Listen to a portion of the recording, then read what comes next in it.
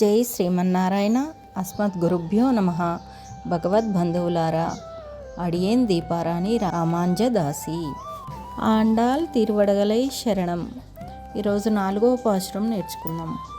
ఆలిమలై కన్నా ఓన్రుని కైకరవేల్ ఆలివుల్ పుక్కు ముగుందు కోడార్తేరి ఊలి முதல்வனருவம் போல்மேய் கருத் பாலியந்தோளுடை பர்பநாபன் கையில் ஆலி போல் மின்னி வலம்புரி போல் நின்றதிருந்து தாளாதேశారగ్నముదైத்த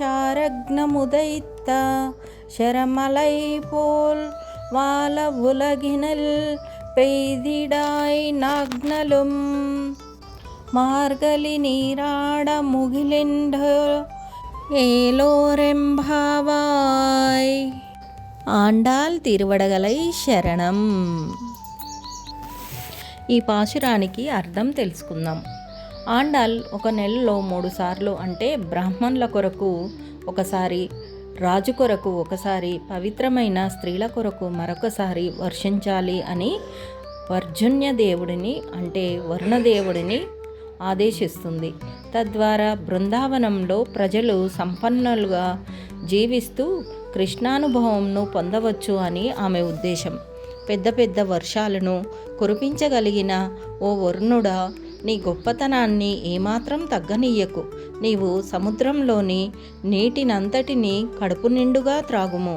తరువాత పైకెగిసి సృష్టికంతైకును కారణభూతుడైన ఆ శ్రీమన్నారాయణుని శరీరపు రంగు వలె నీ శరీరమునకు కూడా ఆ నలుపు రంగును అద్దుకొనుము. నీ నుంచి వచ్చే మెరుపులు ఆ భగవంతుని కుడి చేతి యందు చక్రములాగా మెరవాలి.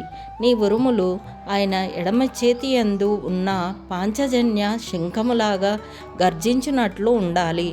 నువ్వు కనిపించే వర్షధారులు ఆయన చేతి యందు ఉన్న సారంగం అనే విల్లు నుంచి కురిసిన బాణంల వలె ఉండాలి.